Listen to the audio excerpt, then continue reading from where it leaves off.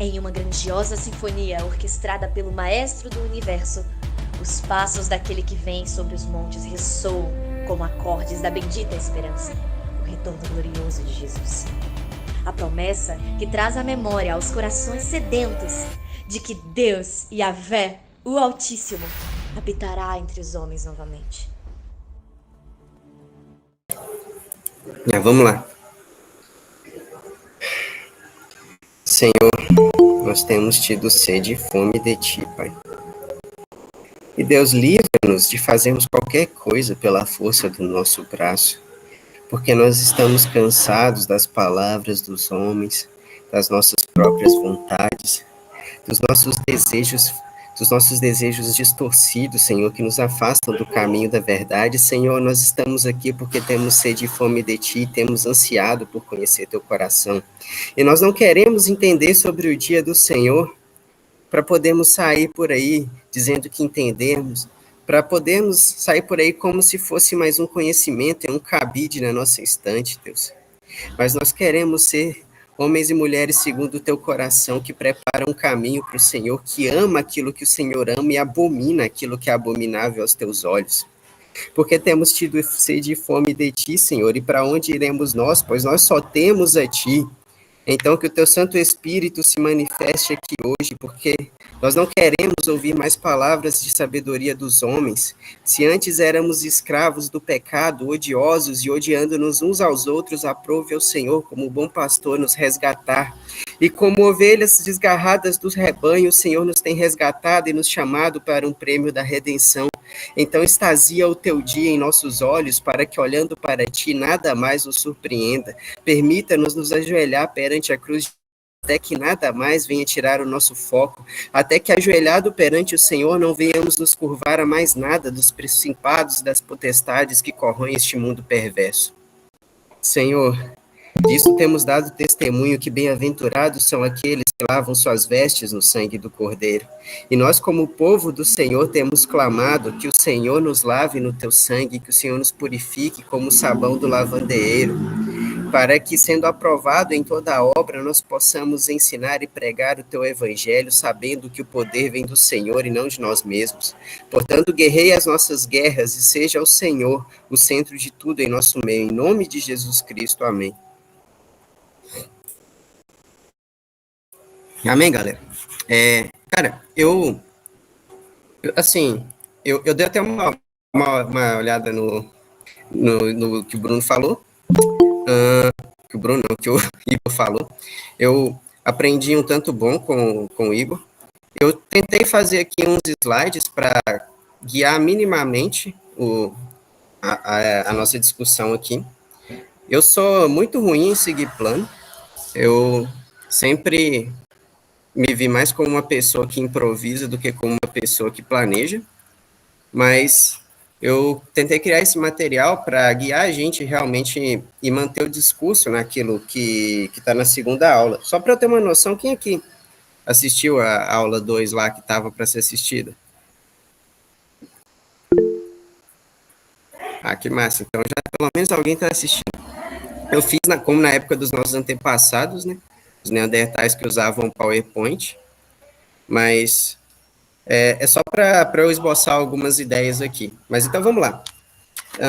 O foco da aula está diretamente em Mateus 24. E em Mateus 24, nós vamos ter isso aqui, ó. Os discípulos começam perguntando Jesus sobre isso. Ele pergunta assim: diz-nos quando sucederão essas coisas, e que sinal haverá da tua vinda e da consumação do século. É interessante porque em Mateus está descrevendo uma série de sermões que Jesus está fazendo, sabe? Primeiro um sermão para o povo, depois um sermão sobre a liderança dos fariseus, mas aqui em Mateus 24, nós estamos tendo um sermão diretamente direcionado aos discípulos. E assim como a Bíblia fala que Deus revelou os seus caminhos a Moisés e os seus feitos ao povo de Israel, ou seja, aquele povo conhecia os feitos de Deus, eles olhavam para o passado e viram o que a mão poderosa do Senhor estava fazendo, mas Moisés conhecia os caminhos do Senhor. Moisés conhecia o coração de Deus. E quando as palavras de Jesus começam a ser direcionadas aos seus discípulos, elas vão se tornando cada vez mais específicas e intensas, porque elas estão retratando diretamente aquilo que o Senhor comunica como um amigo ao coração dos seus discípulos. Só para constar, eu não estou enxergando o que vocês estão escrevendo, tá? Quem quiser parar a aula, só ligar o áudio e falar que eu paro. Mas então vamos lá. Jesus começa falando sobre a questão do templo. Ele começa falando sobre a forma como o templo foi construído e a forma como o templo será destruído. E enquanto ele fala isso, ele vai dizer que não ficará pedra sobre pedra. E aí os discípulos, eles já têm uma imagem esboçada na cabeça deles do que quer dizer isso, sabe? Porque eles perguntam quando sucederão essas coisas e que sinal haverá da sua vinda e da consumação dos séculos, porque embora os discípulos pensem como três coisas separadas, eles entendem que uma coisa está encadeando a outra. E aqui existe uma pegada muito importante no discernimento profético da igreja, que é a capacidade, ao longo da história da igreja, de nós distinguirmos os tempos que o Senhor tem determinado. Porque, veja só, se os discípulos perguntam, é porque existem respostas para essas coisas. E quando os discípulos perguntam, o próprio Jesus está interessado em responder. E ele está interessado em responder não apenas para que seja mais uma fonte de conhecimento, mas de que esse conhecimento revelado seja um guia naquilo que os discípulos estão fazendo. Quando nós vemos a parábola das 10 virgens, nós vemos uma coisa muito importante, que aquelas virgens começam a entrar em sono porque elas perderam a sensação de iminência da vinda do noivo. Então, uma noiva que perde a sensação de iminência, uma noiva que perde o seu casamento de vista, ela se torna desleixada, porque agora ela entende que o noivo está a tardar. E esse é o grande ponto do discernimento dos sinais dos tempos. E aí Jesus vai começar a dizer assim: acautelai-vos para que ninguém vos engane, porque muitos virão em meu nome e dirão, eu sou o Cristo, e enganarão a muitos. Existe uma tendência bem hollywoodiana de que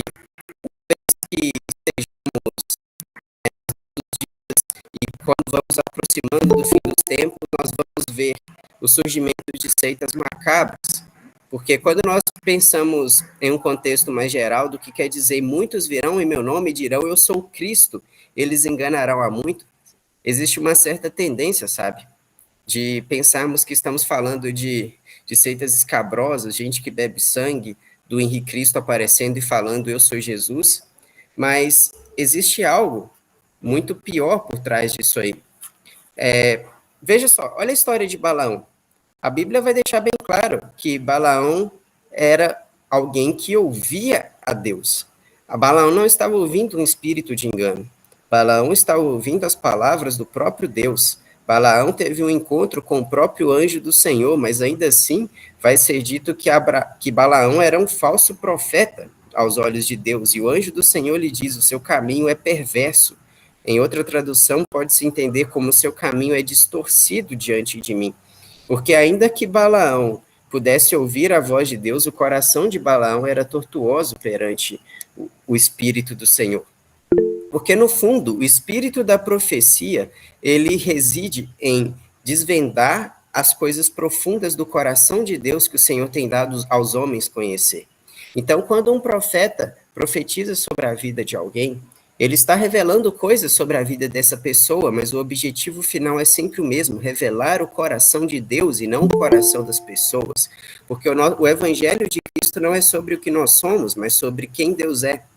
E quando Jesus diz que muitos virão em meu nome, dizendo eu sou o Cristo, Jesus está falando de algo muito mais profundo, sabe? O Cristo, o Mashiach, o ungido, ele é alguém que fala em nome de Deus. O significado disso que Jesus está dizendo, que muitos virão em meu nome dizendo, eu sou ungido de Deus. Porque, às vezes, nós podemos procurar esses falsos profetas vestidos de roupas extravagantes, vestidos de túnica, sacrificando pessoas, mas existem falsos profetas muito piores do que esses, que são aqueles que, uma vez entrando em contato com a verdade, não são transformados por elas. E uma vez entrando em contato com o discernimento daquilo que são as coisas de Deus, eles mesmos se fazem cegos. É por isso que em Isaías, Deus vai dizer assim: a quem eu ensinarei as palavras da minha boca? Então, meu despertador tocou. A quem eu ensinarei as palavras da minha boca? Vai ser aos recém-nascidos, será aos desmamados do seio, porque tem sido preceito sobre preceito, e mais preceito, e regra sobre regra, regra e mais regra, um pouco aqui e um pouco ali, sabe? E Deus vai continuar dizendo assim: pelo que línguas estranhas e lábios gaguejantes falará o Senhor a esse povo, o qual eu disse: esse é o meu alívio, dai descanso ao cansado, mas esse povo não quis ouvir, e por causa disso a minha palavra lhe será preceito sobre preceito, preceito e mais preceito, e regra sobre regra, regra e mais regra, um pouco aqui, um pouco ali, até que eles vão e deem para trás e se enlacem na própria vereda que lançaram. Olha o que Deus está dizendo: que porque o coração dos líderes do povo, porque os sacerdotes abandonaram o caminho do conserto da verdade, porque os profetas distorceram a mensagem de Deus, porque os homens que deveriam ser justos, aqueles que deveriam exercer posições de juízo e justiça, afundaram os seus olhos na contemplação do mal, então agora a palavra de Deus se tornou pedra de tropeço. E é isso que está sendo dito sobre o fim dos tempos, porque haverão falsos cristos, haverão falsos messias, haverão homens e mulheres que dizem: eu também fui ungido por Deus. A palavra de Deus também está em meus lábios. Eu falo aquilo que Deus fala, mas a boca deles é como a morte. A Bíblia vai descrever sobre uma besta que ergue da terra, sabe? E diferente da besta que ergue do mar, a besta que ergue da terra, ela não surge em um meio estranho, ela surge no meio da igreja, ela surge no meio do povo de Deus. E embora ela tenha chifres como de cordeiro, ela fala como um dragão, porque tendo aparência de vida, o fim dessas coisas é a morte. E é exatamente nesse mesmo ímpeto que a geração que proclama o fim dos tempos e a vinda do nosso Senhor, ela é chamada para trazer uma revelação sobre a necessidade de sair da Babilônia, sabe? Em Apocalipse vai estar escrito assim: então eu vi um anjo que descia do céu, e grande era o seu resplendor, e clamava em alta voz aos quatro cantos, dizendo: caiu, caiu a grande Babilônia, e ela se tornou morada de demônios, antro de todo espírito imundo, e antro de toda ave impura e detestável, porque com ela se prostituíram os reis da terra, e as nações, elas beberam do furor, elas beberam do seu vinho, sabe? E depois Deus vai dizer assim: sai dela, povo meu, para que essas pragas não te atinjam, para que vocês não participem das suas obras, porque os pecados da Babilônia se acumularam até os céus, e o Senhor se lembrou dos seus feitos. E é interessante que, se no começo a Torre de Babel começou com homens e mulheres orgulhosos, dizendo: ajuntemos a nossa prole na terra e façamos um nome para nós. Vamos fazer uma torre que se ergue até o céu. O mesmo ímpeto de querer ser como Deus. Deus está dizendo que a Torre de Babel foi construída sim, só que ela foi construída em pecados. Os pecados da Babilônia foram se acumulando até que ela tocou o céu. E então Deus se lembrou dos seus feitos. E se a igreja não sai da Babilônia, a igreja passa a ter parte com a Babilônia. E é por isso que o tempo do fim ele é proclamado da mesma forma como nos dias do Êxodo. Assim como a igreja andou no meio, assim como o povo de Deus, o Israel de Deus, esteve no meio daquela destruição, mas eles mesmos não foram destruídos, assim é as profecias sobre o tempo do fim, sobre um povo que é santificado no meio das tentações e das destruições. E é exatamente por isso que existe um ímpeto muito grande na história da igreja e na preparação para o tempo do fim de discernirmos o tempo. Quando Paulo vai falar sobre ele, sabe, sobre como se dá o ministério dele, é interessante que ele vai dizer hebreus de hebreus, fariseus segundo a lei, mas ele também vai dizer algo que, uma vez que Jesus tendo aparecido aos apóstolos, ele apareceu a Paulo como a um abortivo, Ele apareceu a Paulo como a um fora de tempo. E Paulo não está falando isso à toa, porque a comparação entre Paulo e a tribo de Benjamim ela é muito clara. Paulo nasceu como a tribo de Benjamim nasceu, como um abortivo, um dos que nascem fora do tempo, na época que não haveriam de nascer. E é interessante que existe uma tendência na história da igreja no geral, de nós pensarmos as coisas como passo a passo. Então, Jesus ele está dizendo, acautelai-vos para que ninguém vos engane, porque muitos virão em meu nome e dirão, eu sou o Cristo, e enganarão a muitos. E ouvireis de guerra e rumores de guerra, mas cuidado para não vos alarmardes, tais coisas são necessárias, mas ainda não é o fim.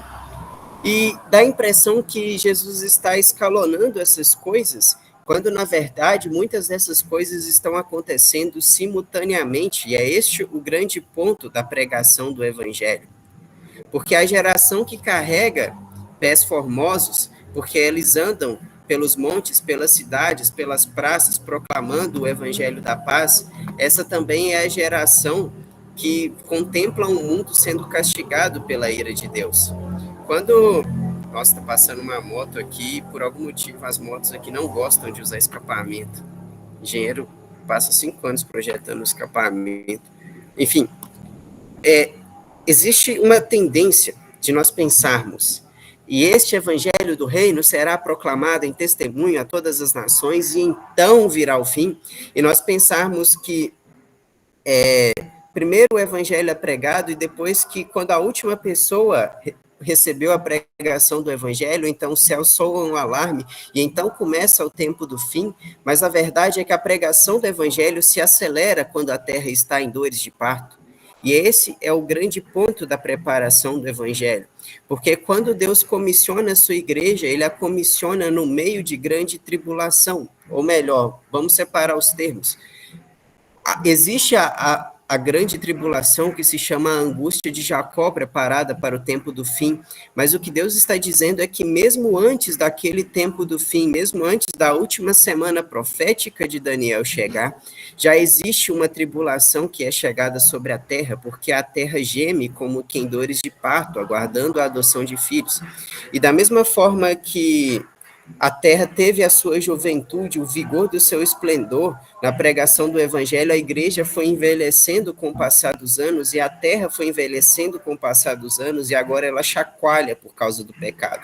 E quando a terra começa a chacoalhar por causa do pecado, o Senhor vem preparando um avivamento para mais uma vez sacudir a terra.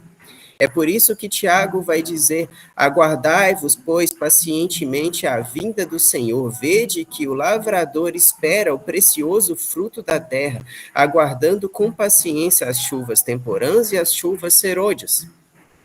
É interessante que quando se trata da vida da igreja de Deus, Deus sempre usou a figura das testemunhas, e as testemunhas vão se repetindo, com Moisés e com Elias, com Estevão e com Filipe.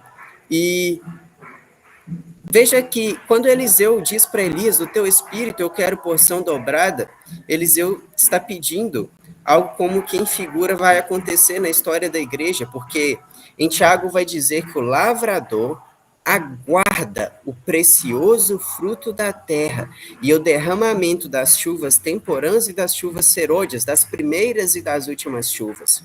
Porque se a história da igreja com Cristo e os seus apóstolos começou com um grande avivamento, também está prometido um avivamento ainda maior, assim como Eliseu diz para Elias, eu quero do teu espírito porção dobrada. Assim como Moisés, ele guia o povo à terra de Canaã, mas ele mesmo não pode entrar, e ele diz, depois de mim, o Senhor levantará um profeta semelhante a mim, a ele vós ouvireis. E esse profeta, em primeiro grau, pode falar de Josué, mas em último grau ele está falando do próprio Cristo, e é isso que o Evangelho está pregando, que Deus nos prometeu um derramamento de uma chuva e um avivamento que percorrerá a terra. Mas é aí que existe o grande ponto, de nós estarmos rendidos ao coração do Senhor, porque uma igreja que não se predispõe a sofrer pelo coração de Deus, ela nunca será transformada pelo caminho da verdade, sabe? As palavras de Jesus em Mateus 24, elas são uma releitura muito clara das profecias de Daniel. E veja só que as revelações que Daniel tem, elas partem de um sentimento de angústia, porque Daniel ele é batizado na angústia do coração de Deus. Daniel vai dizer que, uma vez que ele entendeu, veja só, Daniel começa discernindo os tempos, uma vez que ele entendeu, por meio do profeta Jeremias, que havia chegado o tempo do fim do cativeiro, então agora a alma de Daniel se angustia, porque ele não pode suportar ver o seu próprio povo em estado de isolação.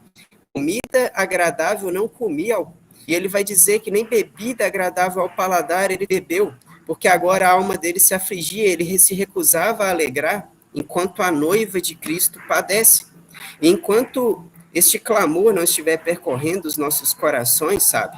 Tal como está escrito em Cantares, olha, nós temos uma irmãzinha que ainda não tem seios, o que faremos quando ela for pedida em casamento? O que faremos com uma igreja imatura quando vier o noivo a buscar, sabe? E Cantares vai continuar dizendo, se ela for um muro, nós edificaremos sobre ela uma torre de prata, e se ela for uma porta, nós a edificaremos com madeiras de cedro.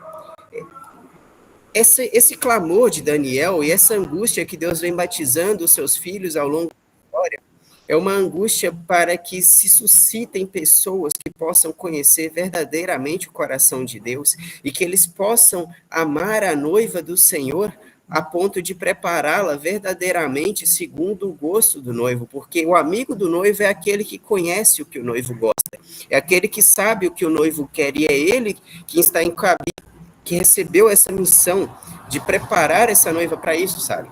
Porque, veja só, Jesus entra sobre Jerusalém e aquele povo grita, Hosana, bendito o que vem em nome do Senhor. Mas no final Jesus está amargurado, sabe? E ele vai começar a dizer, Jerusalém, se tão somente neste teu dia tu conheceste a que a tua paz pertence, mas agora os teus olhos estão fechados, é uma geração cega, da mesma forma como o Senhor disse, preceito sobre preceito e regra sobre regra, gerações cegas que não podem discernir os sinais dos tempos. E Jesus vai continuar dizendo, porque vai chegar o dia em que te cercarão de trincheiras e te sitiarão, e então essas pessoas te cercarão e te apertarão de todos os lados, e destruirão a ti e aos teus filhos que estiverem dentro de ti não restará pedra sobre pedra, porque não conhecestes o tempo da tua visitação. Veja que existe um peso sobre a igreja de Deus, quando ela é incapaz de discernir o tempo da visitação do Senhor. Porque a igreja que é incapaz de conhecer o coração de Deus, porque a igreja que prega aquilo que ela quer pregar, ao invés daquilo que o Senhor quer falar, essa igreja perde a sensibilidade, ela para de estar sendo levada pelo vento do Espírito. E aí sim essa igreja, ela vê mover de Deus, Deus se move, Deus faz milagres, Deus faz cura, mas no fim das contas essa igreja não conhece o tempo da sua visitação. Só para constar, alguém perguntou alguma coisa? Eu não estou vendo muita coisa. Agora eu estou olhando aqui para vocês de novo. Tem umas coisas aqui no chat. Enfim, se alguém quiser falar algo, por favor, sintam-se à vontade para perguntar, para interromper. Eu vou continuar aqui os slides que eu fiz bem corrido mesmo, mas é o que tem para hoje. E Jesus vai continuar dizendo, sabe? Muitos virão a meu nome dizendo eu sou em Cristo e enganarão a muitos. E ouvireis de guerras e rumores de guerras, mas cuidado para não alarmardes, porque tais coisas são necessárias, mas ainda não é o fim. E ele vai continuar dizendo, e levantar-se-á nação contra nação, e reino contra reino, e haverão fomes, pestes e terremotos em todos os lugares, mas estes são o princípio das dores. E existe algo muito interessante aí. Permita-me ler algo que tá em Isaías 26 sobre as dores de parto que a terra há de padecer. Vai estar escrito assim, ó. Eu vou abrir aqui na Bíblia esse aqui, ao invés de puxar de cabeça. Vai estar escrito assim, ó. Ó Senhor, ou nosso Deus, outros senhores têm tido domínio sobre nós, mas por ti só nos lembramos do teu nome. Esse é o retrato da igreja no exílio. São senhores e senhores que vão dominando sobre a igreja, mas a igreja verdadeira e fiel, ela se mantém com os olhos fixos, sabe? Assim como nos dias de Esther, existia uma rainha chamada Vasti, que o próprio significado do nome é a melhor. Existe uma igreja que se considera a melhor, que produz música de excelência, pregação de qualidade, oratória e bons templos. Mas essa Vasti, quando o rei Assuero chama ela em sua presença, ela está muito ocupada com as suas servas. E então existe uma igreja com o nome de Esther, que originalmente é Radassa, significa mirra. Existe uma igreja que goteja mirra. E essa igreja que goteja mirra, ainda que seja dominada por outros senhores e vá a exílio, ela tem uma visão bem clara de quem o seu senhor é. Ela não é como noivas que perderam a iminência da vinda do seu senhor e por causa disso começam a dormir, sabe? E eles vão continuar dizendo: morrendo eles não tornarão a viver, falecendo não ressuscitarão. Tu os castigaste e os destruíste, apagaste da tua memória. Senhor, na angústia te buscaram, vindo eles sobre eles disciplina, derramaram a sua oração secreta. Como a mulher quando está grávida, quando se aproxima a hora, ela tem dores de parto e dá gritos nas suas dores. Assim fomos nós por causa da tua face, ó Senhor. Concebemos nós e tivemos dores de parto, mas isso não foi senão vento. Livramento não trouxemos à terra, nem nasceram moradores do mundo. Mas os teus mortos viverão e os seus cadáveres ressuscitarão. Despertai e exultai os que habitais no pó. O teu orvalho, ó Senhor, é como o orvalho das ervas, e a terra lançará de si os mortos. Veja, quando uma mulher está para dar à luz, as contrações vão aumentando, e aumentando, e aumentando, até que vão se tornando cada vez mais intensas, sabe? E ao longo da história da igreja, nós tivemos tantos avivamentos, tantas histórias tão lindas e incríveis na presença de Deus, que parecia que daríamos à luz, e de repente temos a luz a vento. A Bíblia vai contar a história do dia em que Deus tomou o povo de Israel pela mão, para subir com eles ao Horebe e ali se casar com aquele povo, mas nós temos a fatídica história de que naquele dia, aquele povo traiu o próprio Deus na lua de mel. Nós estamos falando de um povo que, subindo Moisés, eles disseram: faze para nós deuses de ouro, de obra das mãos humanas, porque é impossível para nós conversar com esse Deus que se manifesta na sarça ardente. Porque quando aquele Deus começava a dizer: tu não matarás e não terás outro Deus além de mim, e não terás ídolo diante do Senhor, e não tomarás o nome do Senhor teu Deus em vão, aquele povo clamava e dizia: Moisés, fala para esse Deus parar de falar, porque nós estamos morrendo. Sabe, porque o peso da glória de Deus, ela é esmagadora, cara. E quando a glória de Deus vai se manifestar, existe sempre um povo que tem que dar ouvidos a essa voz, pelo que está escrito: se hoje ouvides a voz do Senhor, não endureçais o vosso coração. Mas existia um povo que endureceu o seu coração perante a face de Deus. E este povo, ainda na lua de mel, ele vai lá e levanta sobre si, para si, um Deus, um bezerro de ouro, mas é interessante que este bezerro de ouro supostamente não é outro Deus, e sim o mesmo Deus. Olha o que Arão vai dizer no Êxodo. Ele diz assim: este, ó Israel, é o teu Elohim, o teu Senhor que te tirou do Egito. E então ele diz: agora adorem o bezerro de ouro. Sabe por quê? Porque a principal manifestação da idolatria não é nós buscarmos outro Deus, mas nós buscarmos um Deus segundo a nossa própria imagem. A Bíblia vai dizer, veja que eu sou bom em criar um slide e depois pregar outra coisa totalmente diferente. Mas a Bíblia vai dizer que houve um rei que se engrandeceu, um rei chamado Uzias, que conquistou grandes coisas e seu reino prosperou até um dia que ele disse: eu fiz todas essas coisas e meu coração se engrandeceu. Mas é interessante que ao longo da história nós temos vários reis megalomaníacos, sabe? Nós temos reis que criam estátuas, nós temos reis que pedem adoração, nós temos reis que criam um culto à sua personalidade, Mas o rei Uzias vai fazer uma coisa diferente. Uma vez que o rei Uzias está orgulhoso, sabe o que ele faz? Ele pega do incenso santo dos sacerdotes e vai até o altar para oferecer incenso a Deus. Porque um dos principais pontos da idolatria que corrói o coração das igrejas não está em levantar altares para deuses estranhos, mas querer adorar a Deus na forma de um Deus estranho. É querer adorar a Deus de uma forma que o próprio Deus nunca quis ser adorado. Então, Uzias pega aquele fogo e ele mesmo se coloca no lugar de um sacerdote, coisa que o Senhor não ungiu, e ele vai fazer como que estando em obediência a algo que o próprio Deus não ordenou que o fizesse. E esse é o ponto de um chamado profético, sabe? Nos dias de Isaías, Isaías dizia: arrependei-vos, e se vocês se arrependerem, o Senhor se compadecerá de vós, e a Assíria não há de destruir-vos. E a própria Assíria é uma representação do tempo do fim, porque o Senhor diz: ai de ti, Nínive, porque de ti sai um que intenta o mal contra o Senhor. Sabe, porque desde os dias de Nimrod, que é dito como um poderoso caçador contra a face de Deus, aquele que endurece a sua face perante Deus na força do seu braço, existe um juízo sobre Nínive, porque Nínive é uma própria representação do sistema da besta que há de vir sobre o fim. E Isaías estava dizendo, sabe, ei, se vocês se arrependerem, o Senhor se compadecerá de vós.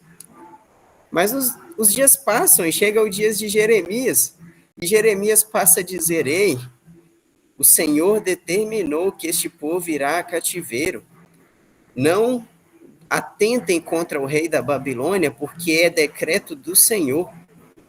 E aquele povo se ira contra Jeremias, sabe? E aquele povo se ira contra Jeremias usando as palavras de Isaías. Como que no passado Deus disse que seria dessa forma? Como que no passado Deus disse que as coisas dariam certo para nós se nós arrependermos? E agora, nesses dias, Jeremias, você nos tem dito que Deus vai nos levar a cativeiro de qualquer jeito, porque um dos principais pontos, sabe, de entender aquilo que Deus está falando é saber discernir a mensagem dos tempos e não olhar somente para o passado, porque, como eu já disse, o povo de Deus conheceu os feitos de Deus, ele conheceu o passado, ele viu Deus andando sobre a terra, e eles olharam e viram aquelas pegadas e disseram: Deus esteve aqui, mas Moisés conhecia os caminhos do Senhor. É como Jacó diz, sabe? Quão terrível é este lugar, porque é a casa de Deus, e Deus estava aqui, e eu não sabia. E Jacó vai fazer uma aliança com Deus, mas Deus já era o Deus de Jacó, Deus já tinha uma aliança com Jacó, mas Jacó não sabia disso.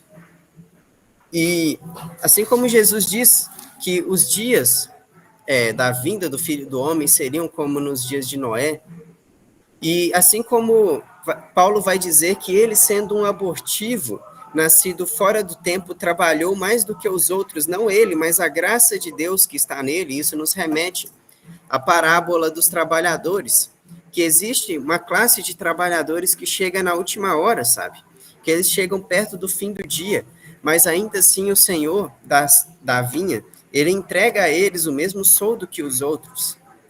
E esses trabalhadores da última hora, representados profeticamente na tribo de Benjamim, são trabalhadores que se despertam no avivamento que existe no fim dos tempos.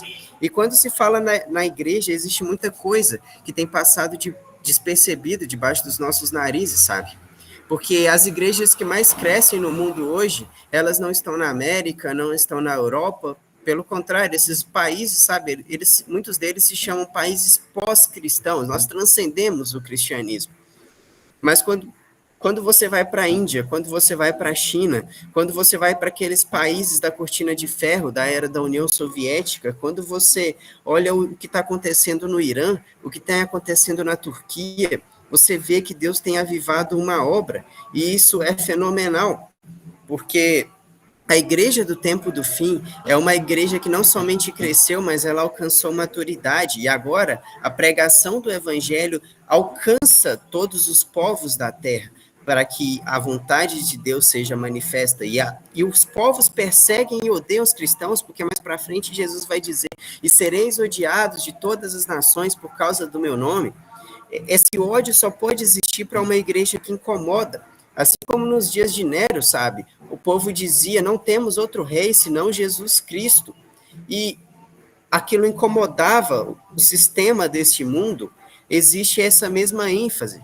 E assim como Deus, ao longo da história, ele vem dando os mesmos sinais de sua vinda. Jesus, quando ele conta a parábola do bom samaritano, ele vai falar das duas, que o bom samaritano deu ao dono da hospedagem 2 dracmas, representando 2 dias. Ele deu 2 dias de hospedagem para aquele homem a quem o bom samaritano resgatou. E outra vez Jesus vai dizer, por exemplo, ele vai dizer assim, vai e diz àquela raposa que eu mandei dizer o seguinte, hoje e amanhã eu curo e expulso demônios, mas ao 3º dia eu sou consumado. E lá em Oséias vai estar escrito assim, vinde e tornemos ao Senhor, porque ele nos despedaçou e há de nos sarar, ele fez a ferida e tornará a ligá-la, depois de 2 dias nos dará renovo e ao 3º dia nos ressuscitará. Conheçamos e prossigamos em conhecer ao Senhor, pois assim como a alva, a sua vinda é certa, e ele virá sobre nós como as chuvas serôdias que regam a terra. Existe uma ênfase sobre o tempo do fim, sabe? Porque Pedro, ele não tira a ideia de que para Deus um dia é como 1000 anos de qualquer lugar, ele entendeu que Deus tem contado essa mesma história ao longo das eras da Bíblia, no qual o 7º dia da criação é uma própria representação do milênio do Senhor. Isso não significa que nós seremos capazes de prever um dia e uma hora, até porque, primeiro, os tempos proféticos podem não bater exatamente com os nossos calendários, em segundo lugar, porque existem muitos erros dos nossos calendários, mas o Senhor nos alertou sobre sinais da consumação dos tempos. Assim como Deus vai dizer para Noé, sabe, Noé, entra na arca, porque daqui a 7 dias trarei chuva sobre a terra. Mas depois Deus vai dizer assim, que no 7º dia entrou Noé na arca, e depois disso o Senhor fecha a porta sobre si, porque Deus tem falado através disso sinais dos tempos. E mesmo nos primeiros dias, sabe, o nome dos patriarcas, eles possuem um significado bem categórico e específico sobre aquilo que Deus vem trazer, sabe?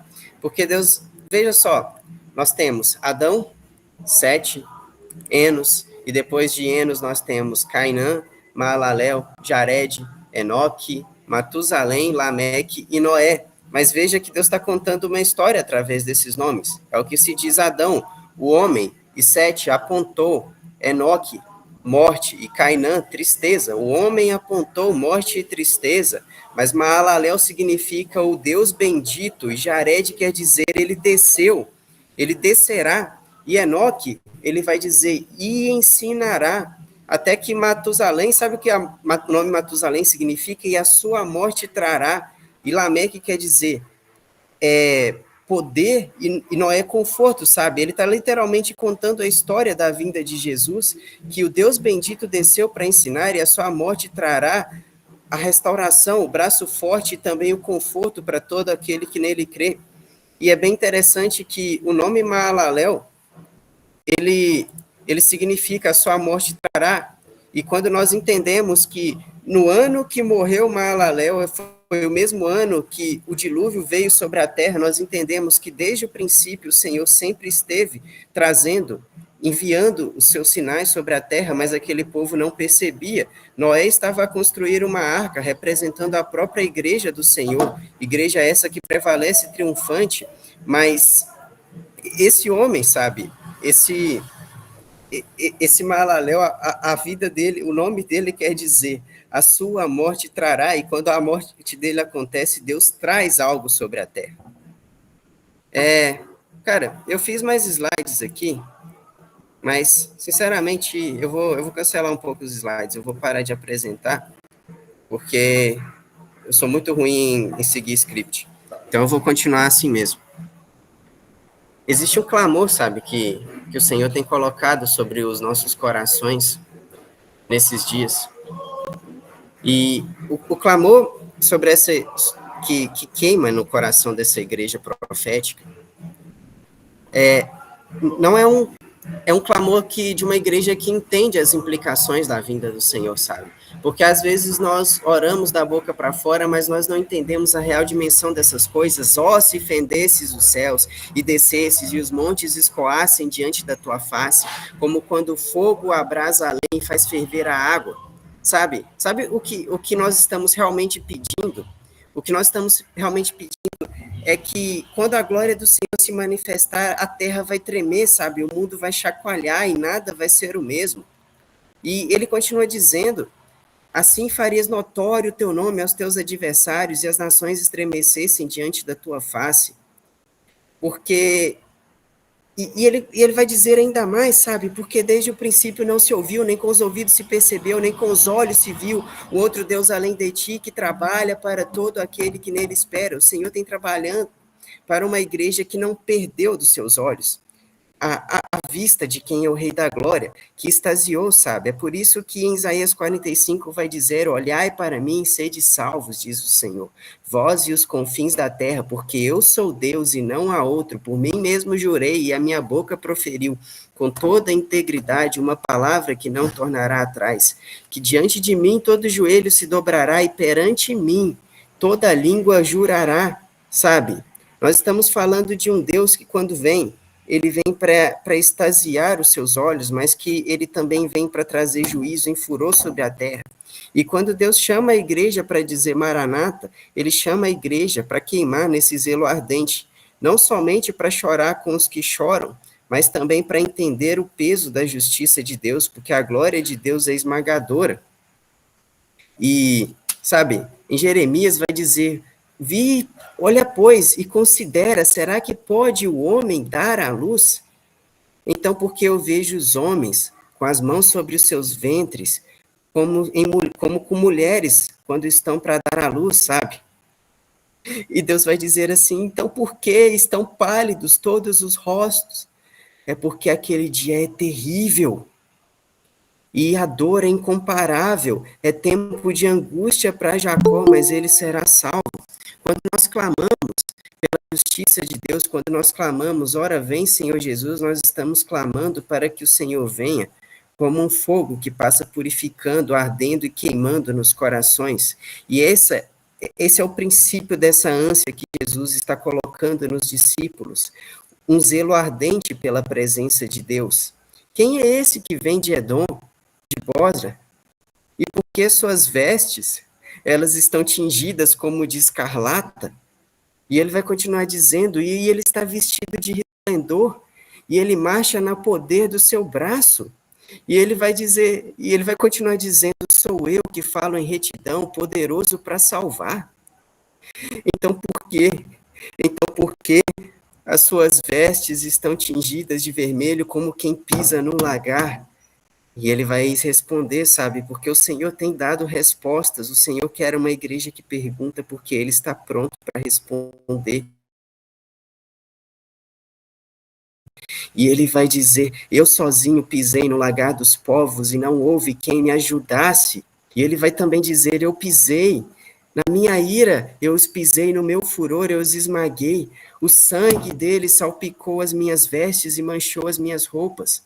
Porque, sabe, sem derramamento de sangue não há remissão de pecados, mas desde o princípio o sangue tem clamado do ventre da terra. É como Deus disse para Caim, sabe, o que fizestes, porque agora o sangue do seu irmão, ele está clamando.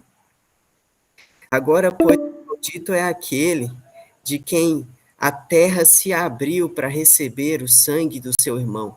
Porque veja só, se nós não comermos do corpo de Cristo e não tomarmos do sangue de Cristo, então nós tomaremos do cálice da Babilônia, nós tomaremos daquele vinho sem mistura de prostituição, daqueles que derramam o sangue dos mártires e que tramam contra o evangelho da verdade. E é por isso que o Senhor vai dizer em Joel, sabe? Em Joel vai estar escrito assim, que depois daqueles dias eu derramarei o meu espírito sobre toda a carne. Então os vossos filhos e as vossas filhas profetizarão, os vossos velhos eles terão sonhos e os vossos jovens terão visões. E ele vai continuar dizendo até mesmo sobre as suas servas e os servos, eu derramarei o meu espírito. E eu farei sinais e prodígios no céu. e na terra, sabe? Sangue, fogo, coluna de fumaça, e o sol se converterá em trevas e a lua em sangue antes que venha o grande e terrível dia do Senhor. Mas naquele dia, aqueles que os salvos estarão em Sião, como o Senhor prometeu, e os sobreviventes se achegarão. Mas sabe, existe um problema, né, no grande dia do Senhor, que nós lemos até essa parte, nós encerramos e esquecemos de Joel 3. Só que em Joel 3, ele vai começar dizendo que depois desses dias, quando o Senhor restaurar a sorte de Judá e de Jerusalém, então eu ajuntarei todos os povos no vale de Josafá, e ali eu entrarei em juízo com eles. Ali eu entrarei em juízo com aqueles povos, por causa do meu povo, da minha herança, Israel, porque eles repartiram o meu povo, espalharam ele entre as nações, e repartiram entre si a minha terra, e lançaram sorte sobre o meu povo, e eles deram meninos por meretrizes e meninas por vinho para se embebedarem, sabe? Porque assim como aquela noiva, quando o noivo bate na porta e depois ela sai, aquela noiva começa a percorrer a cidade, ela começa a clamar pelas filhas de Jerusalém: vocês viram o meu amado? Vocês viram o meu amado? Mas então os guardas batem nela, porque o mundo odeia essa igreja, ele odeia desde o princípio. Se desde o princípio o mundo odiou nosso Senhor, não será diferente conosco. E Jesus continua dizendo, sabe? Porque vocês ouvirão de guerras e rumores de guerra, mas cuidado, não se alarmem, essas coisas são necessárias, mas não é o fim. E as nações se levantam contra as nações e reino contra reino, e então existe fome, pestes e terremotos em vários lugares. Quando a Bíblia diz que a terra geme, as pessoas não têm a total dimensão disso, sabe? Em Isaías 40, e quem tem ouvidos para ouvir, ouça. Deus vai dizer assim: consolai o meu povo, diz o vosso Deus, e falai mansamente ao coração de Jerusalém, bradai-lhe, que é fim do tempo da sua milícia, que perdoado está a sua iniquidade, que recebeu em dobro das mãos do Senhor por causa do seu pecado. E ele vai continuar dizendo: ó voz do que clama no deserto, preparai o caminho do Senhor, endireitai no ermo uma vereda para o nosso Deus. Os vales serão levantados, os montes e os outeiros serão abatidos, aquilo que é torto será endireitado, o que é áspero será aplanado. E quando a glória do Senhor se manifestar, toda carne verá, porque a boca do Senhor disse. Mas sabe, quando a Bíblia diz que os montes serão aplanados, cara, Deus vai achatar a terra. Ó, se fendesses os céus e descesses e os montes escoassem diante da sua face. Sabe o que Deus está dizendo? Que os montes vão literalmente derreter diante da face do Todo-Poderoso. E a terra gemendo em dores de parto, deixa eu transmitir algo de novo. É bastante importante, sabe, disso que eu queria dizer. Eu fiz um slide para isso, eu vou apresentar só ele, porque eu realmente eu sou melhor improvisando do que fazendo, e durante muito tempo da minha vida eu pensei que isso era algo ruim, até que eu conversei, a única vez que eu conversei com o Reginaldo, ele me deu uma dimensão bem diferente sobre isso, sabe? Vocês estão vendo esse mapa aqui na minha tela?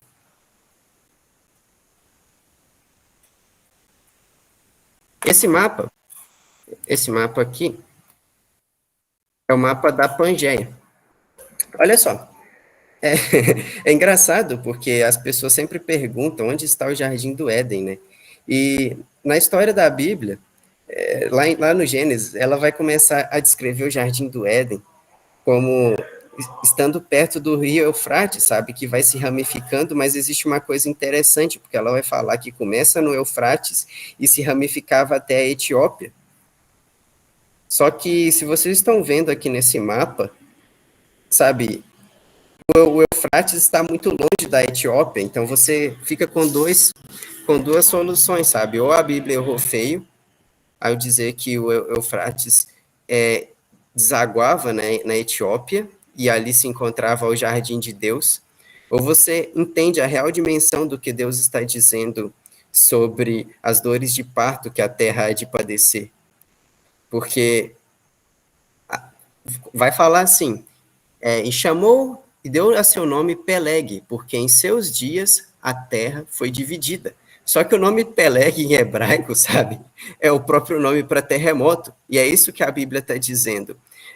Existe uma tendência de se fazer cálculo, sabe, da ciência moderna, de olhar para a forma como os terremotos têm acontecido e presumir uma linha estática, e por causa disso eles concluem que a Terra, que a criação da Terra, ela dura por milhões e milhões de anos, mas o que a Bíblia está dizendo é que, literalmente, houveram dias em que, e não muitos milênios atrás, no qual a Terra estava dessa forma, até um dia que ela se separou, e é esse o grande...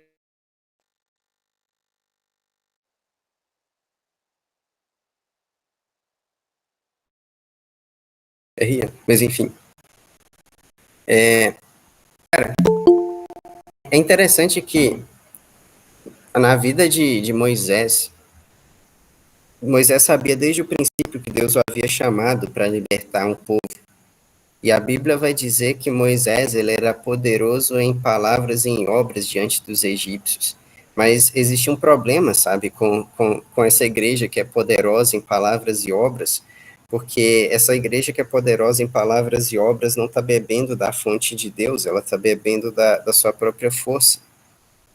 E durante muitos anos da minha vida, cara, Deus me chamou para a missão quando eu era uma criança, e ele me disse, cara, você vai ser missionário, eu vou te enviar até as nações.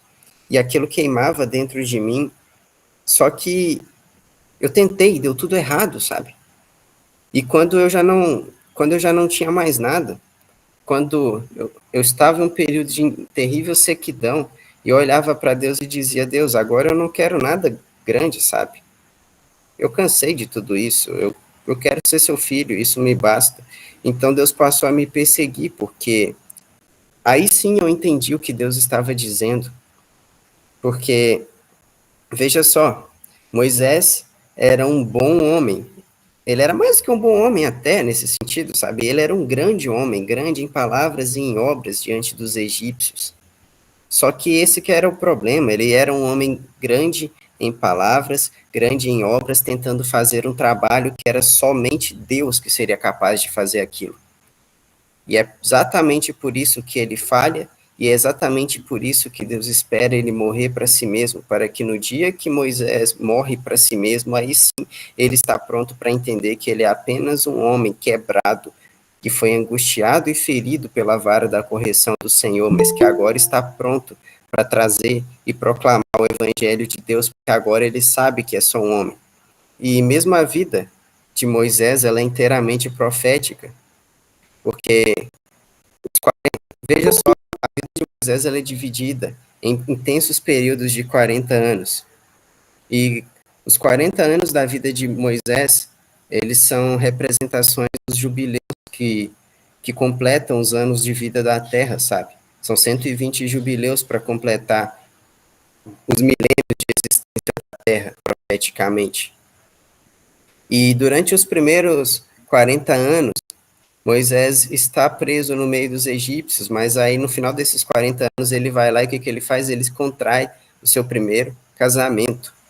E esse, na verdade, é um dos grandes reflexos da história de Deus tratando com a igreja, porque depois daqueles primeiros 2000 anos que a Bíblia vai narrando dos patriarcas aos profetas, nós chegamos nos dias em que o próprio Deus ele entrega uma lei para o seu povo, separando Abraão e fazendo com ele a aliança da circuncisão, e esse é como se fosse profeticamente a primeira esposa de Moisés, a primeira vez que Deus toma a mão para se casar. Só que, como nós vimos, essa noiva adultera já nas núpcias, sabe? E porque ela adulterou em um período de núpcias, as coisas dali para frente vão andando de forma desastrosa. É por isso que Isaías está dizendo, sabe? Nós demos à luz, só que era vento. Ao longo da história da igreja, a igreja entrou em trabalho de parto várias e várias vezes, só que várias e várias vezes a igreja foi dando luz a vento. E deram luz a vento nos dias do Sinai. E nos dias de Davi, sabe, teve um grande avivamento, e a Bíblia vai falar que o templo, a glória de Deus era tão densa que não se podia entrar naquele lugar. Mas nos dias de Salomão, que começam como como uma prefiguração do próprio milênio de Cristo, com a paz reinando sobre os reinos do mundo. Depois daqueles dias começa mais um período de depravação, então de novo a igreja vai lá e deu luz a vento, e a igreja vai dando luz a vento de vários e vários avivamentos que são descontínuos, sabe? Até o dia em que o nosso Senhor prometeu que a igreja vai dar a luz ao próprio Filho. E é por isso que em Cantares existe esse anseio. Quem é essa que aparece como a alva da manhã? Porque ela é formosa como a lua e resplandecente como o sol, formidável como um exército carregando suas bandeiras. Depois ele vai dizer, volta, volta, Sulamita, para que possamos ver a dança do Maanaim. Veja, quando a glória de Deus começa a se manifestar na igreja, e quando essa igreja passa a ser resplandecente como o sol, porque agora ela carrega a glória de Cristo, e quando essa igreja passa a ser formosa como a lua, porque agora ela carrega as obras de justiça prefiguradas na lei. E quando essa igreja é formidável, como um exército que anda pelo deserto, então as próprias mulheres de Jerusalém começam a clamar, sabe? Elas entenderam que a igreja é a mais formosa de todas as noivas, é essa igreja que está adornada da luz de Cristo, coroada de unção, e elas estão dizendo, volta, volta, porque nós queremos ver você dançar, volta, porque nós queremos ver esse resplendor que há em ti, volta, para que nós vejamos a dança do Maanaim, mas o Maanaim é o acampamento dos anjos, sabe? Volta, porque onde essa igreja vai, o próprio céu vai com ela. E quando Moisés faz 80 anos, a Bíblia vai dizer que ele se casa de novo, quando Deus chama ele para libertar o povo. E isso prefigura, sabe, os últimos anos da igreja. Se nos primeiros anos a igreja contraiu um casamento no qual ela mesma anulou, Deus está dizendo que de novo vai haver um novo casamento, e houve com Cristo, sabe? E esse novo casamento não será anulado. E veja, a vida de Moisés é tão profética que mesmo quando Moisés morre, a Bíblia vai dizer que existe um período de 30 dias entre a morte de Moisés e a entrada do povo na terra prometida pelas mãos de Josué. O que é interessante é que Josué é uma própria prefiguração de Cristo, o próprio nome deles são iguais. E Moisés vai dizer, sabe, eu estou aqui, mas depois de mim vai vir um profeta semelhante a mim, a eles vocês ouvirão, e qualquer um que não ouvir esse profeta será extirpado do meio do povo. E sabe, a Bíblia, o profeta Daniel, que ele é o plano de fundo para tudo isso que Jesus tem falado aqui em Mateus 24, o profeta Daniel, ele vai falar, porque são 1260 dias, e depois ele vai dizer, em 1290 dias, existem 30 dias, sabe, entre o fim da angústia, mas existem 30 dias para a purificação. E esses mesmos dias estão prefigurados na entrada na terra prometida, assim como Deus levanta Moisés e prefigura nele os estágios da vida da igreja.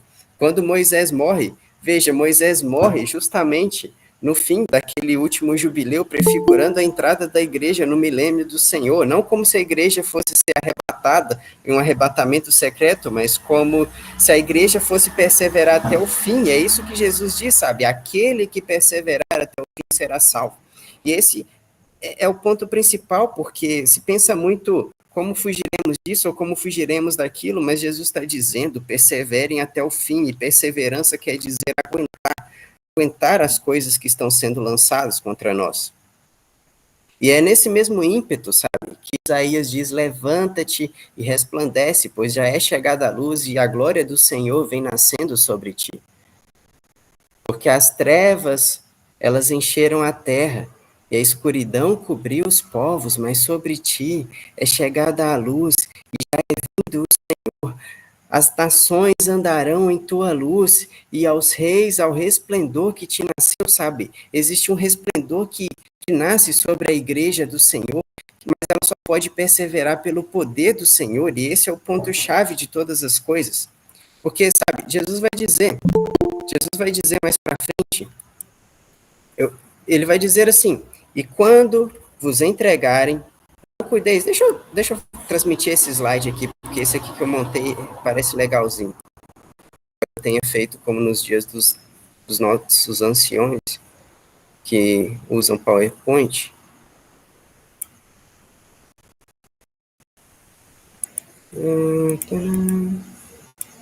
Cara, eu acho que eu sou muito ruim com isso aqui, mas vamos lá. Olha. Vocês estão vendo isso aqui, certo? Jesus vai dizer assim, se não gente, fala aí no chat que eu não estou vendo. E quando vos entregarem, não cuideis em como ou que haveis de falar, porque naquela hora vos será concedido o que haveis de dizer. Visto que não sois vós que falais, mas o Espírito de vosso Pai é quem fala em vós. É interessante que Jesus vai trabalhando, Deus vai trabalhando ao longo da história com a figura das testemunhas, sabe? Assim como Elias é arrebatado, mas Moisés, ele é morto para que representasse o tempo do fim, isso também acontece com Estevão e com Filipe, porque Estevão é morto e ele, profeticamente, ele é morto na metade da última semana de Daniel. Isso, as profecias de Daniel é dito que, findando a 69ª, a semana 69, desde o edito para a reedificação de Jerusalém, o Messias será cortado, mas não para si. E o povo de um príncipe que há de vir é de destruir o templo. Então haverão guerras até o fim, e o seu fim será em um dilúvio. Mas também, sabe, depois daquela semana começa uma entrada de uma semana profética. E essa semana profética é a própria semana que precede a vinda do Senhor. Mas, historicamente, o Senhor nos deixou essa semana que se seguiu literalmente depois da morte de Jesus, como sinais das coisas que haviam de vir. Porque Estevão, ele é morto, sabe? Ele é morto muito próximo da metade dessa última semana, porque Estevão, ele prefigura a testemunha de Deus. E, ao mesmo tempo, Filipe, em pouco tempo depois, ele é arrebatado, sabe? Porque esse é o ponto das duas testemunhas, porque Deus, contando a história das testemunhas, ele quis contar a história de uma igreja triunfante e irrepreensível, que passa pelo abominável da desolação, e nisso está a perseverança dos santos, sabe? Porque aquele que tem que ir a cativeiro, aquele que tem que ser morto, será morto, mas bem-aventurados são aqueles que lavam suas vestes no sangue do Cordeiro. Então, aqueles que serem mortos pela espada, que são marcados para irem a cativeiro, mas existem aqueles que o Senhor marca para encontrarem no deserto da lugar de repouso. E quando Estevão ele está morrendo, as pessoas veem, sabe, elas veem o fulgor do Espírito de Deus falando através de Estevão. E esse é o grande ponto da igreja do fim. Por que eu estou dizendo isso? Sabe por que a marca é algo tão blasfemo e tenebroso? O motivo pelo qual a marca da besta é tão terrível não é só por causa da marca da besta em si, mas porque ela contraria esse testemunho de uma igreja que fala pelo próprio Espírito. Sabe? A história que Jesus está contando aqui é a história de homens e mulheres que não se consideraram religiosos, mas que, por causa do Evangelho de Cristo, eles se fizeram ovelhas mudas perante o matador. E é por isso que Paulo vai dizer, em tudo somos atribulados, mas não nos angustiamos, ficamos perplexos, mas não nos desanimamos, somos perseguidos, mas não desamparados, e abatidos, mas não destruídos, e fazendo sempre em nosso corpo morrer de Jesus, para que também a vida de Jesus se manifeste em vossos corpos mortais. E nós que estamos vivos somos entregues à morte todo dia, para que a vida de Jesus nos seja manifesta. Sabe, quando aquela multidão de remidos pelo sangue do Cordeiro foi levada a cativeiro, e muitos deles à morte, não serão eles que vão falar, vai ser o próprio Espírito de Deus. E é exatamente por isso que aqueles que colocam a marca da besta, eles estarão consentindo com a morte e a destruição dos santos de Deus, mas não como se fossem apenas homens e mulheres bons, mas eles estarão negando o próprio testemunho de Deus. E esse é o ponto, sabe? Assim como nos primeiros dias a Bíblia vai dizer que Moisés pregou para Faraó, mas a Bíblia vai também dizer que Faraó endureceu o seu coração contra Moisés. Então passa mais um tempo, vem mais uma praga, e sabe, cada vez que Faraó diz, Moisés, ora para o seu Deus aí, para ele retirar, para ele parar de pesar a mão dele sobre nós. E Moisés ora, sabe o que Moisés está mostrando? Ele está mostrando aquela mão que estava leprosa, mas foi purificada. Ei, Faraó, você afligiu meu povo, você nos perseguiu, mas nós somos capazes de te perdoar. Está vendo essa mão leprosa? Agora ela está curada. E esse é o poder do Espírito de Deus. E cada uma das vezes que Moisés volta para Faraó, ele está pregando pelo próprio Espírito que fala através dele, sabe? Mas para quem tem ouvidos para ouvir, ouça, Faraó vai endurecendo o seu coração. Ele vai endurecendo o seu coração até que chegou o dia no qual a Bíblia diz, então o Senhor endureceu o coração de Faraó. Porque quando Deus endurece o coração de alguém é porque o juízo já está selado. É como ele disse em Deuteronômio 32, porque o fogo se acendeu em minha ira e ele queimará até as profundezas do Sheol para consumir a terra com o seu fruto e abrasar até os fundamentos dos montes. Houve um fogo que se acendeu na ira de Deus e esse fogo não surgiu do nada. Esse fogo surgiu por causa da aflição de Jacó, por causa tanto da transgressão do povo de Deus, mas principalmente pelo que fizeram contra o povo de Deus. E é por isso que lá em Joel 3, sabe, que eu vinha falando, que Deus vai dizer que repartiram, lançaram a sorte sobre o meu povo, e deram meninos por prostitutas, e deram meninas por vinho, para que se embriagassem. Então Deus vai dizer assim, proclamar isso entre as nações, santificai uma guerra, suscitai os valentes, acheguem-se e venham todos os homens de guerra. E Deus continua dizendo, sabe? Porque ele vai dizer assim, agora, pois, forjai espadas das relhas dos vossos arados e lanças das vossas podadeiras, e aquele que é fraco diga, eu sou forte, venha ter comigo no vale de Josafá, diz o Senhor. E Deus vai continuar dizendo, acheguem-se as nações, suscitem e congregai-vos. Ó Senhor, faze descer os teus santos. E ele continua dizendo, porque eu ajuntarei as nações ao redor. Suscitem-se e subam ao vale de Josafá, porque ali eu me assentarei para julgar as nações da terra. Porque existe um perigo para aquele que vai endurecendo o seu coração contra Deus, é porque um dia o próprio Deus endurecerá o coração dessa pessoa.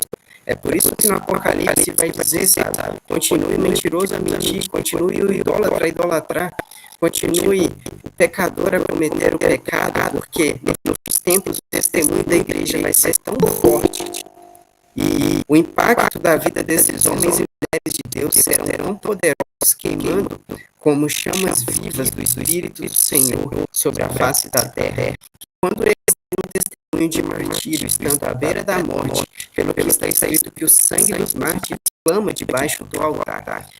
Endurecer o coração contra o testemunho desses homens vai ser o equivalente a blasfemar contra Deus. E esse é o grande ponto, sabe? Porque nos dias de Jesus, ele vai dizer para aqueles fariseus, olha, porque o pecado vai ser perdoado, mas não aquele pecado de blasfêmia contra o Espírito de Deus, mas a blasfêmia contra o Espírito de Deus consiste em negar o Deus em sua própria essência.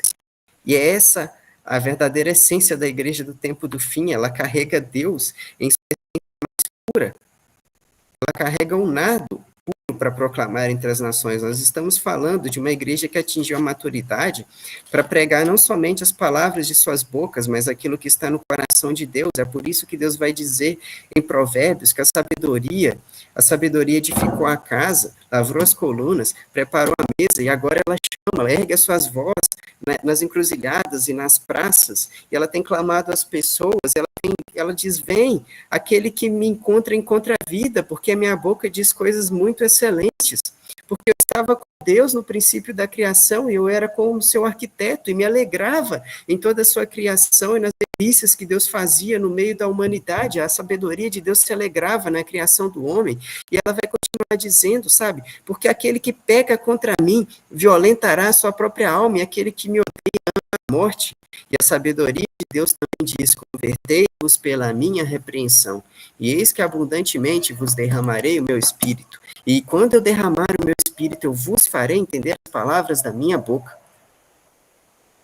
Sabe, desde o princípio a sabedoria de Deus tem clamado em alta voz: convertei-vos pela repreensão do Senhor.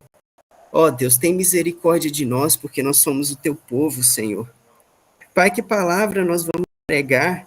Porque todas as palavras são tuas. A quem nós iremos? Quem há de ir por nós? O Senhor nos restaurará a sorte.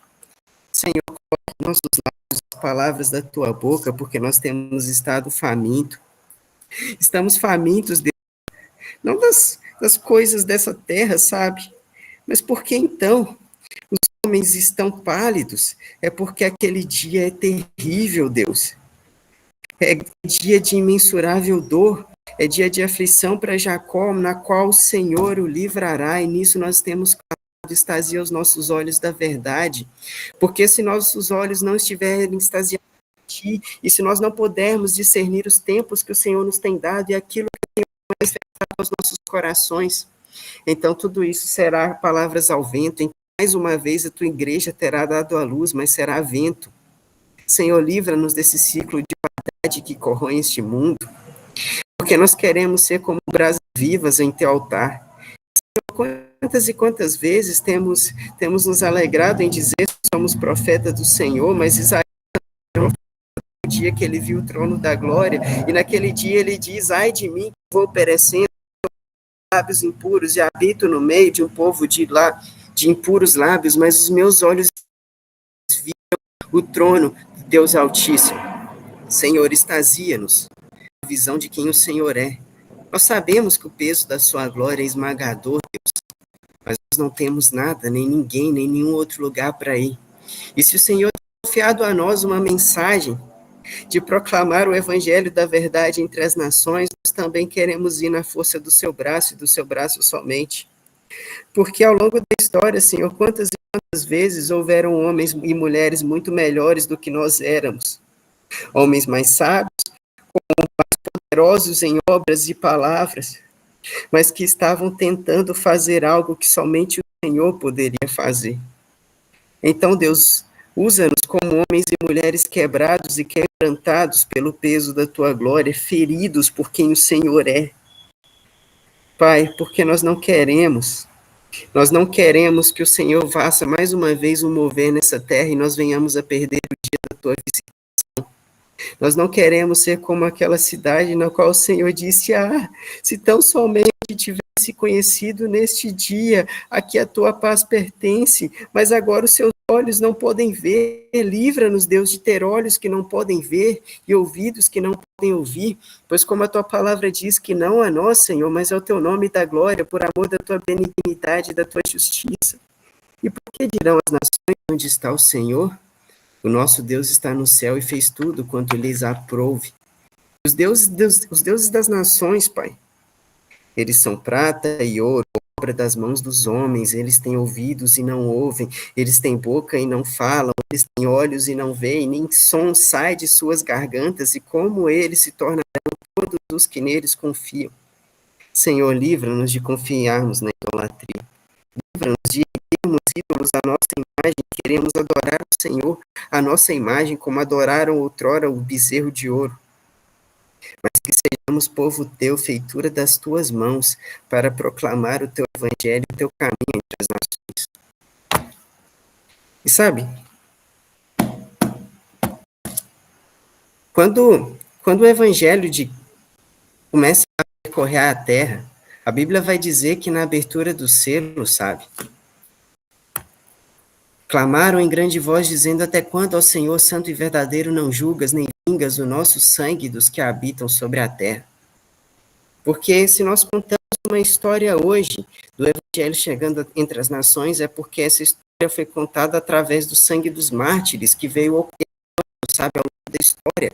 E quem tem ouvidos para ouvir, ouça, porque o Senhor está dizendo, nos primeiros dias, quando Deus ordenou a Moisés que fizesse um tabernáculo, aquele tabernáculo não surgiu do nada, mas ele era uma representação daquilo que havia no céu. Assim como Jerusalém, que existe na terra, é uma figura da nossa Jerusalém celestial, a nossa mãe, a quem nós pertencemos. E da mesma forma que da descendência de Caim surgem homens grandiosos, preocupados em edificar cidades, e eles estão criando cidades e conquistando as coisas pela força de seus braços, da descendência de Sete surgem homens peregrinos sobre a terra, que sabiam desde o princípio que eles não tinham nada desse lugar, senão a proclamação do evangelho da paz, e é por isso que clamamos Deus nos declara formosos, porque se nós não estivermos do lado de Deus, vai chegar um dia que nós vamos estar do lado daquelas nações, e porque se amotinam as nações, e os povos imaginam coisas vãs, e os reis da terra se levantam, tramam contra o Senhor e o seu ungido, dizendo, sacudamos de nós os seus laços, mas aquele que habita no céu zomba deles. Deus se zomba desse povo porque é a guerra mais idiota da história. É por isso que Deus diz, forjem espadas dos vossos arados e lança das vossas podadeiras, e o que é fraco, eu sou forte, venha ter comigo no vale de Josafá, porque no vale de Josafá Deus vai tratar com cada uma das nações, e naquele dia não vai haver meio termo. Sabe por que não vai haver meio termo? Porque o testemunho da igreja do tempo do fim é tão poderoso que ela divide o mundo em dois, sabe? Ou você está com Cristo, ou você odeia a Cristo. Mas agora que esse testemunho do evangelho impactou as nações, ninguém pode tornar atrás. E existia um altar de bronze no átrio do tabernáculo. E esse altar de bronze era o altar do julgamento, porque ali o sacerdote sacrificava em holocaustos para poder entrar no lugar santo do Senhor. E uma vez sacrificado em holocausto, sabe o que ele fazia? Ele ia até essa bacia cheia de água, na qual ele lavava as mãos. E a água ficava vermelha. Da mesma forma que como nos primeiros dias Davi tentou trazer a arca através de bois, negligenciando que Deus escolheu os homens como vasos de barro para carregar o ministério da reconciliação. E deu errado, sabe? Porque faziam na força do seu próprio braço, pelo que Uzá, ele morre por tentar segurar a arca.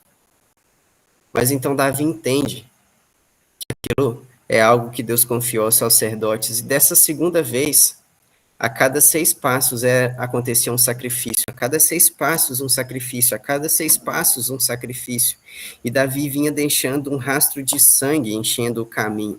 Porque onde a glória de Deus passa, existe não somente um rastro de vida e vida em abundância sendo derramado, mas existe também um rastro de sangue, porque Jesus diz, aquele que quiser vir após mim, negue-se a si mesmo e tome a sua cruz e siga-me, pois o que dará o homem em troca da sua alma? Portanto, aquele que quiser salvar a sua vida, perdê-la, e o que perde a vida por amor do meu nome, ele a acha. E quando o sacerdote olhava, ele olhava para essa água, sabe? Onde ele lavaria suas mãos, e ouvistes o que foi dito, aquela água refletia o céu, ele estava vendo não somente as águas, simbolizando as águas do batismo naquele lugar, mas também o resplendor dos céus, e ali ele lavava as suas mãos. E no Apocalipse nós vemos o clamor dos mártires, porque Jesus vai dizer que desde Abel, o primeiro mártir, até Zacarias, filho de Baraquias, morto entre o templo e o altar, o sangue desses homens clamavam sobre aquela geração. E o sangue de todos os mártires continua clamando, dizendo, até quando, Senhor, não vingas o nosso sangue daqueles que habitam sobre a terra? Esses homens e mulheres, essas almas que o Apocalipse vai dizer que estavam debaixo do altar, eles estavam debaixo do altar de bronze. Esse é o significado profético do altar de bronze, porque é o altar do julgamento.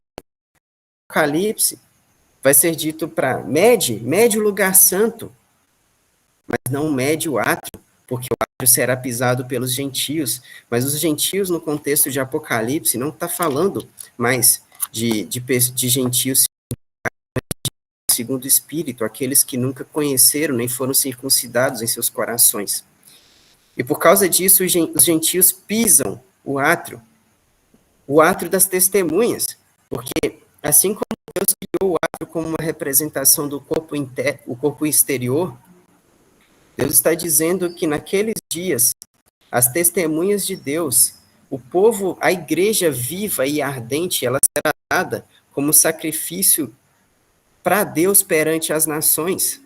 E eles serão mortos como almas que estão debaixo do altar de bronze, almas que foram destruídas por causa do testemunho da palavra, mas ainda que seus homens exteriores fossem deturpados, o seu interior ainda vive.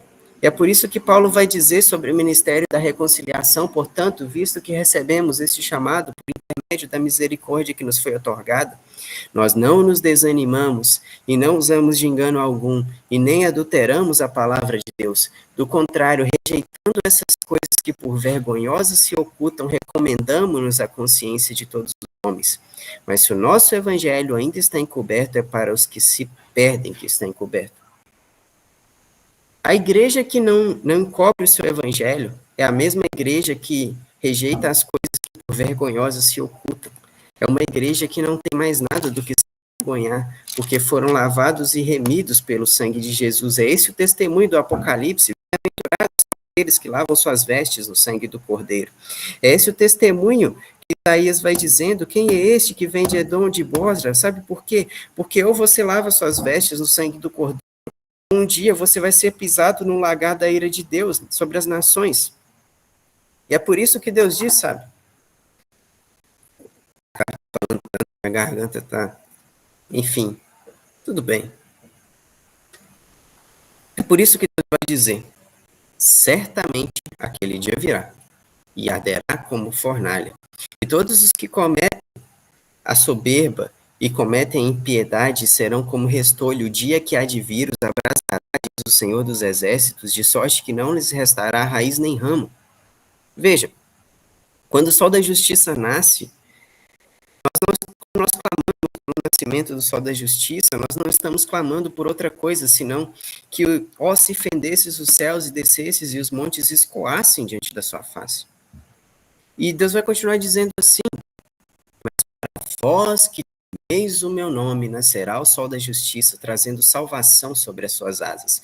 Então saireis e saltitareis como o bezerro que é liberto da estrebaria, porque agora não existem deuses estranhos, nem senhores estranhos governando sobre o povo de Deus. E Deus vai continuar dizendo: e calcareis aos pés o ímpio, porque se farão em pó debaixo da planta dos vossos pés no dia que trarei.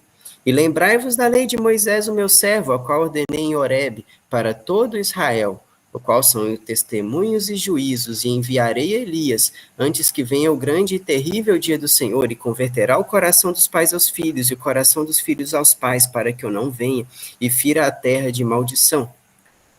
O clamor dessas pessoas, desses santos de Deus, que se entregam a esse tempo do fim, sabe? É um clamor de homens e mulheres que são extasiados por uma revelação e que, pelo poder do testemunho do Espírito, agora eles estão dispostos a se entregarem como sacrifício vivo. E esse sacrifício chacoalha as nações. É por isso que, quando as testemunhas morrem, os reis da terra enviam presentes uns para os outros. Olha, matamos aqueles que afligiam a terra. Não é como Acabe diz para Elias: és tu, ó flagelo de Israel. E mal sabem eles, em suas cegueiras, que todo esse castigo é meramente a justiça de Deus sendo aplicada pelo que fizeram contra o próprio povo de Deus. Porque quando clamamos Maranata, é um clamor principalmente por santificação, para que Deus levante uma igreja que seja inocente e pura em todas as suas obras, adornada da unção do poder de Deus, a fim de que, sendo santificada em toda a obra de verdade, nada o mundo tenha para testemunhar contra ela, senão de que ela ama verdadeiramente a Cristo. E esse é o verdadeiro poder do Evangelho, porque quando isso acontece, aí sim o céu e a terra se abalam, porque agora que existe uma igreja madura e pura na presença de Deus, o mundo já não pode mais machucar essa igreja sem que acumule sobre si a ira do Todo-Poderoso. Show? Cara, eu falei bastante. Como que tá de tempo aí? E eu comecei a falar e fui embora, mano.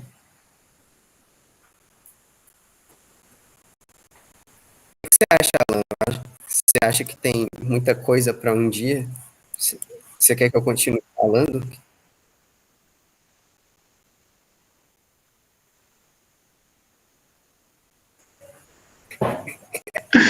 Eu já falei, nós vamos precisar de pelo menos mais 12 semanas para estudar a aula do Wilker. Ah, bom que tá gravado. É. E depois, Deu tudo aqui, cara. eu acho fiz que um eu vou slide, ter mas eu não que segui ele, não. E é isso.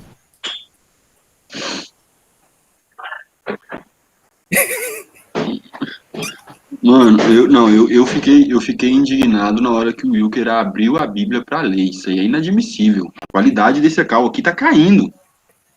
Isso nunca aconteceu. Pois é, cara. Tá. Pô, mas Decorado, mano. Não. eu só li um, tá? Pô, mas é porque eu achei que ia ficar legal. Ia ficar mais bonito, né? Ô, Wilker, a gente conheceu em momentos melhores já. Esse aí foi aquele famoso para não ficar nas minhas palavras do Wilker. Obrigado, Wilker. Obrigado por descer o nosso nível, mano. O Wilker levou um nível demais agora, velho. Não sei nem como é que eu vou falar agora. Ele teve que se rebaixar por causa do público, entendeu? Mano, calma aí. Cara, mas... Bom, acho que de tudo que foi falado, eu vou evitar, então, continuar, sabe, jogando, porque às vezes eu começo e não paro igual uma metralhadora. Mas, só para encerrar, em Joel 3, depois de tudo isso que Deus vai falar, sabe, sobre santificar uma guerra, sobre aquele que é fraco pensar de si mesmo, eu sou forte, Deus conclui dizendo lá no finalzinho de Joel 3, que o Senhor bradará de Sião, os céus e a terra estremecerão. E aí ele vai dizer assim: mas para o meu povo eu serei fortaleza e um refúgio para os filhos de Israel. Porque no fundo, quando o tempo do fim se aproxima, a vinda de Deus soa cada vez menos como um castigo e cada vez mais como uma esperança. Porque se nos primeiros dias os homens começam a dizer, façamos para nós uma torre, é como Isaías diz, em Isaías 14, também tu estás fraco como nós, és tu semelhante a nós, e derrubada está na cova a tua soberba, e o som da tua harpa, e debaixo de ti há vermes, e os gusanos te cobrirão. E como caístes do céu, estrela da manhã, filha da alvorada, e foste lançada por terra, tu, que debilitavas as nações, e dizias o seu coração, eu subirei ao céu, e acima das estrelas exaltarei meu trono, do monte da congregação me assentarei nas bandas do norte, e eu subirei acima das mais altas nuvens, e eu serei como o Altíssimo. Existe um clamor no meio dos homens de serem como Deus, e eles não percebem. Quando eles clamavam para serem como Deus, Deus se fez com os homens, é por isso que Jesus disse, seja como eu sou manso e humilde de coração. São duas mensagens que duas igrejas diferentes estão carregando. Por isso que, quando o tempo do fim se aproxima, o fim se torna um desastre para tudo isso, se torna realmente como se o inferno estivesse se abrindo na terra, porque Deus entregou às pessoas a capacidade de fazer o que elas mesmas entendam em seus corações, porque quem torna esse mundo um inferno na terra são as próprias nações, cheias de obstinadas em suas arrogâncias contra Deus, e por causa disso, o inferno na terra se vai manifestando até o dia que o povo de Deus não tem mais nada nesse mundo que nos consola, que ele olha para a Babilônia e olha para todos os lados e se vê cativo dessa bendita esperança. E é por isso que esse povo diz, sabe, Maranata, vem, Senhor Jesus. Então, no fim das contas, esse clamor é um clamor por restauração, por santificação, mas também para que nós sejamos consumidos pelo furor de Deus. É o que está escrito: amas a justiça e odeias a iniquidade, e por isso o Senhor teu Deus te olha de alegria ainda mais que os seus irmãos. E é isso. Quem vai orar pra gente encerrar? Tem perguntas? Só tem perguntas, gente. Eu tenho que assistir essa aula.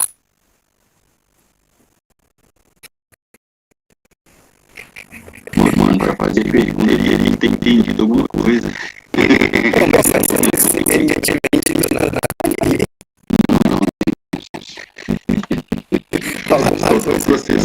Alguma coisa eu espero que vocês tenham entendido. É porque eu me empolgo, e igual eu falei, eu fico fazendo slide, depois eu sigo olhando esse meu irmão que me ensina diferente de enxergar essas coisas. Ele disse pra mim que muitas vezes eu estava fazendo um plano e na hora lá eu fazia diferente e dava certo.